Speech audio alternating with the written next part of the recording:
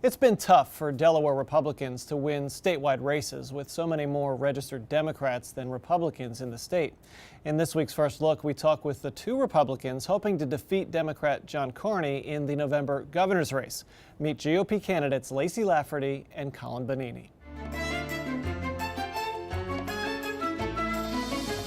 We met Lacey Lafferty at her horse farm in Laurel to talk about why she's making her first run for office as a Republican candidate for governor. I'm running for governor because I love Delaware. I think we all know that the state of Delaware is on a decline. We caught up with her primary opponent, Colin Bonini, at a Kent County Republicans meeting. He's in this race for similar reasons. Delaware is in decline, and I want to stop it. And I love Delaware. Delaware has been such a blessing to me and my wife. Lafferty is a political newcomer. Her career in the Delaware State Police included being awarded the Excellent Performance Award from Delaware's Governor Ruth Ann Minner in 2007. Since retiring, Lacey's walked the entire length of the state as part of an effort to raise awareness for her campaign. Colin Bonini is not a newcomer to state politics. He served as a state senator from Dover South since 1994. He's been perhaps the most vocal opponent of increased state spending, frequently voting against the state budget. And while they do agree on a number of issues, there are stark differences in these two Republicans. But I think the biggest difference is I'm in the arena. Lots of people talk about being a conservative leader. Lots of people talk about standing up to big government. Lots of people talk about taking the tough votes. I've been doing it for 20 years. I bring a contrast to Senator Colin Bonini, who's been in there as a career politician, doing the same old, yay and nay to different policies, really not helping anybody's problems out here. Lafferty hopes the Donald Trump-fueled anti-establishment sentiment will work in her favor. Whether it be Colin Bonini or John Carney, both of them have been in politics for 22 to 25 years. They don't bring fresh ideas or what's going on down here with everybody else out here trying to make a living. Both Lafferty and Bonini support Donald Trump, but only Bonini was asked to speak to several thousand gathered at a Trump rally in Harrington in April. The only way to fix this government here in Delaware and in Washington, D.C. is by strong, principled leadership. And that is why I am not just proud to be here, I am thrilled to be here and support and endorse the next president of the United States of America, Donald J. Trump. I think Donald Trump's a lot more conservative than folks give him credit for.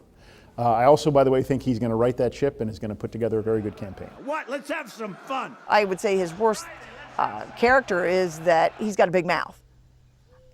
I don't think he's got a mean bone in his body, or he would actually, do some of the things that. But you have to understand his persona, his, where they're from. They're very gruff kind of mannerism. New Yorkers tend to be a bit gruff. Donald, to me, is a great person. And like Trump's depiction of the State of the Union, both Bonini and Lafferty paint a dire picture of the state of the state. We're in a sad state of affairs, economically as well as job creation, Department of Education. I mean, right now we have a climate of, subgrade intellectual, people that we're putting out here in our communities. I'm really, really worried about Delaware. We have an economy that's in the tank. We have the lowest income growth in the country.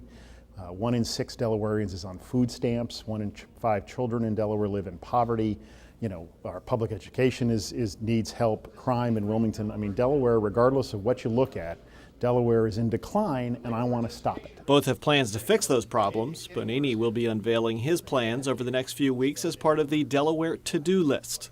Delaware really needs to change course. The good news is that it's absolutely fixable. We have some wonderful strengths here in Delaware, but we really have to change the direction the state's going. It's a lot of fraud, waste, and corruption going on in our government that it continues to proliferate. As an investigator in law enforcement and award-winning state trooper, this is where my expertise comes in here to be able to root out state government of the fraud, waste, and corruption. Lafferty and Bonini obviously have a lot of differences on the issues and in their background, but one commonality, both own horse farms. Lafferty in Laurel in Sussex County, and Bonini's farm is in Magnolia in Kent County. A great place to come together. Some common bonds there for the two candidates. All right, and so the primary winner is going to face off against Democratic Congressman John Carney. Pretty tough challenge. Yeah, really uphill battle, right? It's the same battle that all Republicans in statewide races face, with Democrats outnumbering Republicans by more than 100,000 in the state. And for Carney, it's take two. He ran for governor, obviously, in 2008, losing to Jack Markell in the Democratic primary that year before rebounding in 2010, becoming congressman, where he's been since. And it's really his race to lose. With the presidential race driving a lot of interest to the November election, it'll be interesting to see who comes out of the Republican primary and how well they're able to do. The last time Delaware elected a Republican as governor, the year was 1988, and it was Mike Castle. That's the year I was born. Just kidding. Yeah, right. All right. Thanks so much, Mark. And you can find more of our coverage of the September 13th primary online at newsworks.org/Delaware.